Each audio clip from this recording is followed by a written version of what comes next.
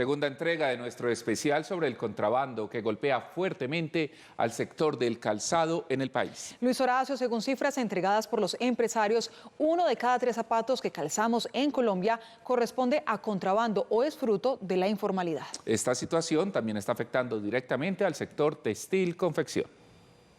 En 2019 ingresaron a Colombia aproximadamente 10 millones de pares de zapatos de contrabando. El año pasado, la cifra descendió a 7,3 millones, reducción que se atribuye a los cierres generados para evitar la propagación del COVID.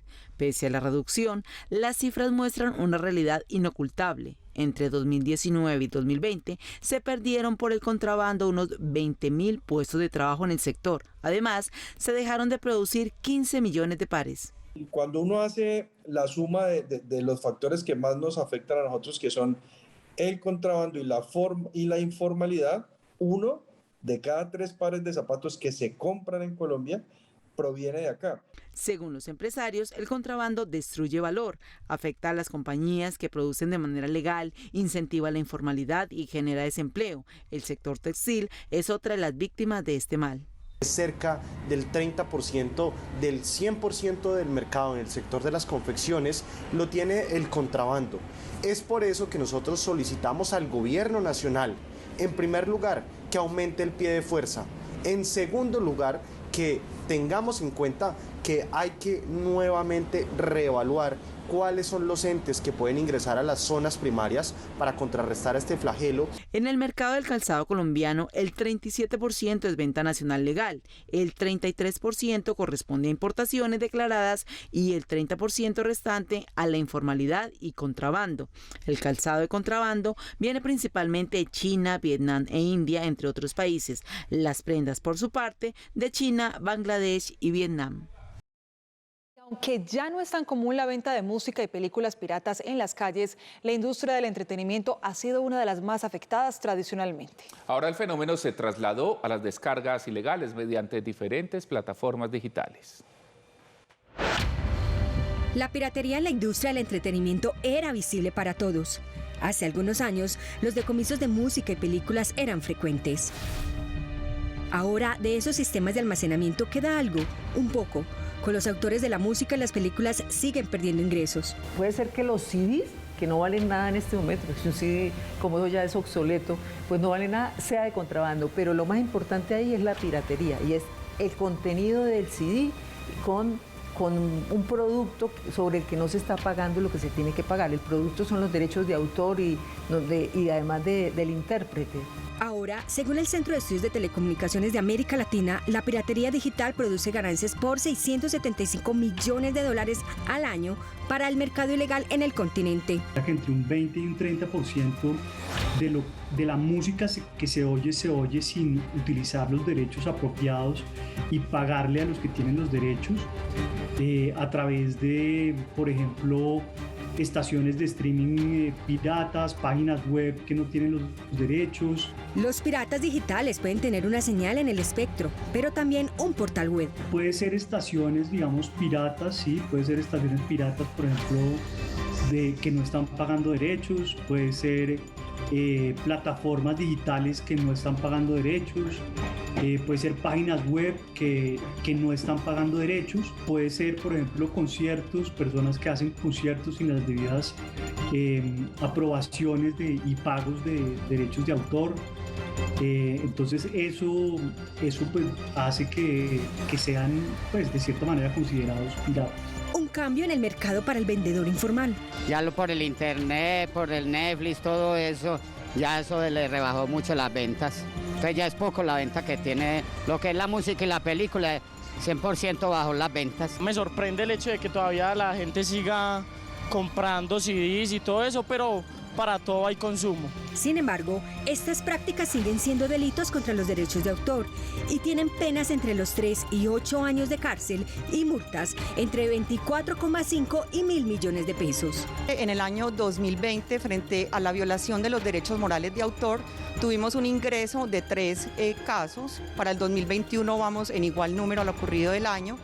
Para el delito de violación a los derechos patrimoniales de autor, en el año 2020 no tuvimos ningún ingreso y frente al año 2021 vamos en 4 casos. Y frente al último de los delitos, es decir, la violación a los mecanismos de protección de derechos de autor, frente al año 2020 tuvimos un caso y este año no hemos tenido casos de esta conducta delictiva. Este fenómeno está causando pérdidas calculadas en $733 millones en América Latina, pese a los esfuerzos de la industria del entretenimiento contra él.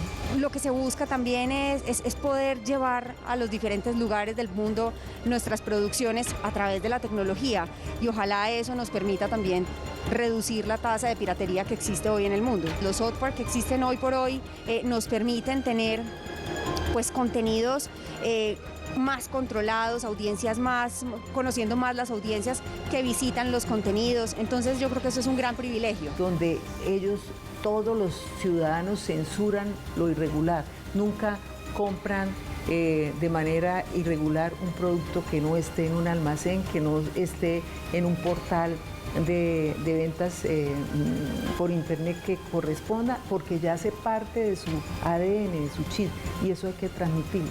Combatir la piratería digital es un asunto complejo, porque ya está creada en los usuarios la costumbre de acceder a los contenidos de forma abierta y digital. Hablemos ahora del tema de las medicinas. Allí no se puede hablar propiamente de contrabando porque no pagan impuestos, pero la circulación de drogas que no han tenido el control del Estado pone en riesgo, Linda, la salud de las personas. Luis Horacio, también perjudica a los laboratorios colombianos dedicados a la producción legal de medicamentos.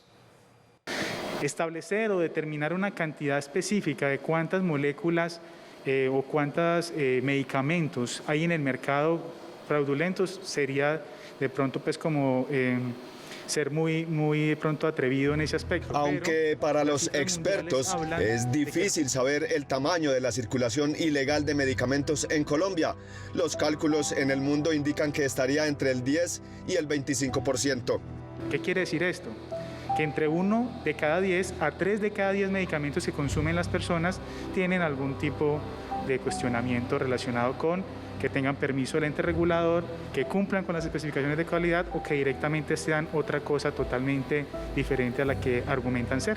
En el comercio ilegal hay medicamentos fraudulentos que no son lo que dicen ser y otros que no tienen licencia, lo que significa que no se sabe si son efectivos o no. Siempre hay un mercado asociado a los medicamentos importados, desde Venezuela, desde Ecuador. Ahora Venezuela, pues por los temas de ordenamiento público y político, pues ha habido una escasez de medicamentos y no se ve tanto ese fenómeno, pero sí que de otros países donde la moneda lo favorece al mercado colombiano y también, ¿por qué no?, de Centroamérica han llegado cargamento de medicamentos. En esos operativos se ha encontrado que se está importando mucho analgésico de países del sur de América y se están comercializando en Colombia cuando ya están vencidos o están fuera de base. Las droguerías están sometidas a controles del Estado, pero siempre en todos los campos los ilegales encuentran formas de hacer llegar sus productos al público. Obviamente el canal son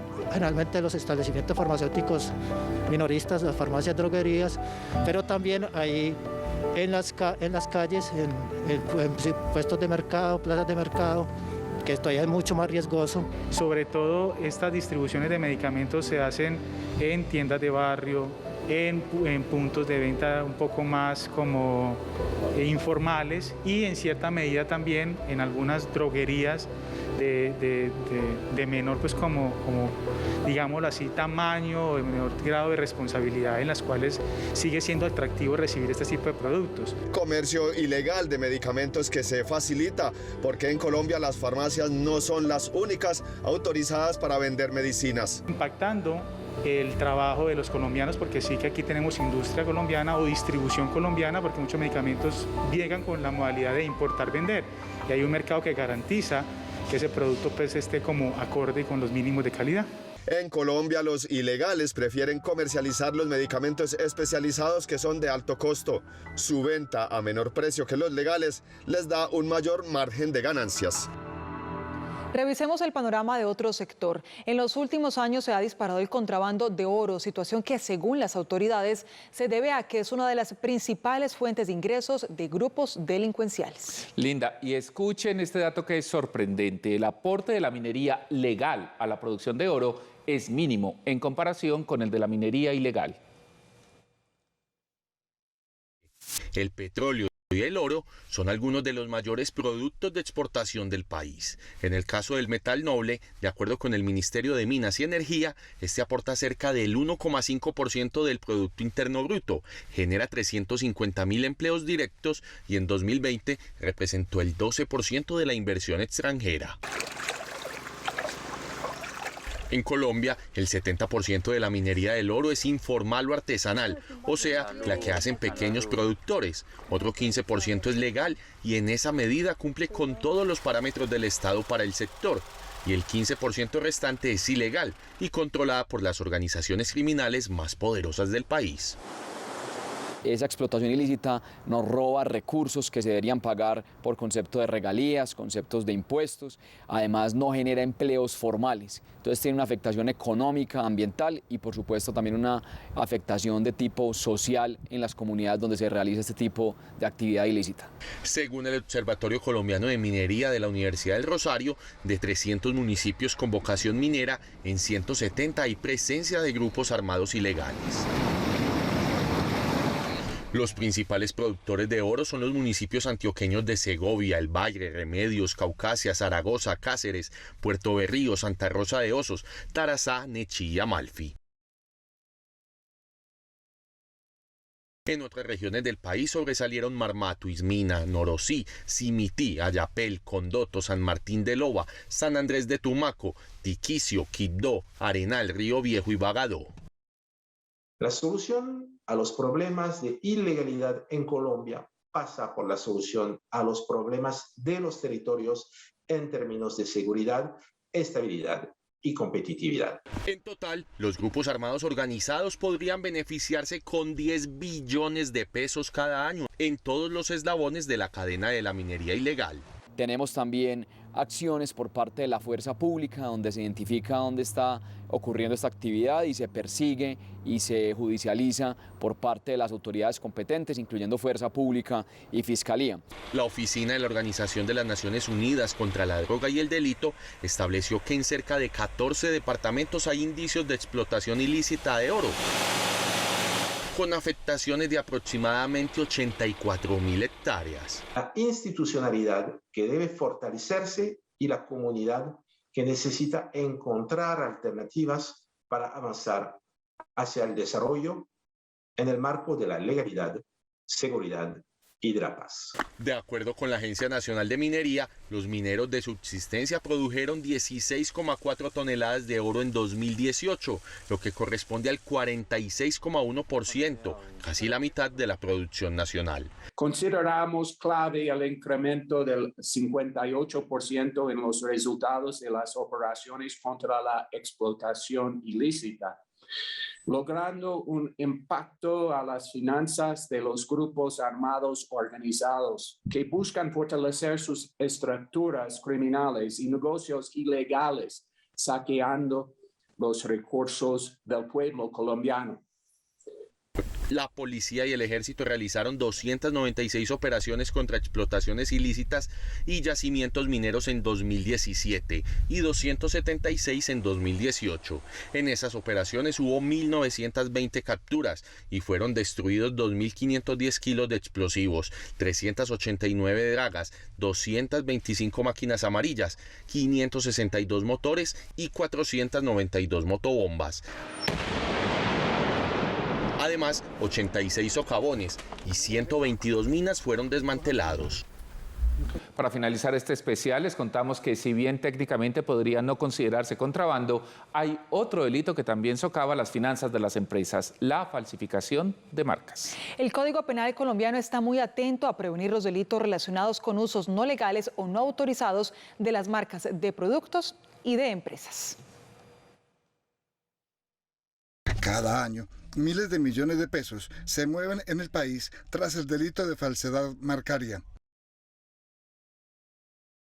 Principalmente desde China llegan materias primas para decenas de talleres donde se fabrican los productos que luego serán comercializados en diferentes locales de la ciudad.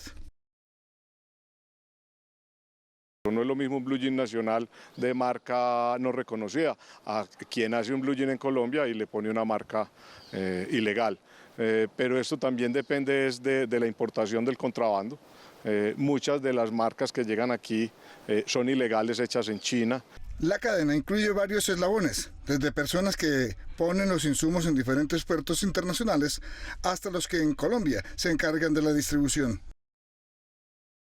Si nosotros cogiéramos de los 25.000 billones de pesos que es el sector textil en Colombia, ese negocio, y pudiéramos desgregar lo que se hace en Colombia, que es el 30%, y de ese 30% pudiéramos sacar que de ese 30% hay un 75% en informalidad, y de ese 75%, un 25% a 30% de ilegalidad en falsedad marcaria, estaríamos hablando de entre 2 y 3 billones de pesos. Pese a los operativos de las autoridades, son muchas las personas que en Antioquia se dedican a confeccionar en textiles o a imitar marcas de calzado y otros elementos.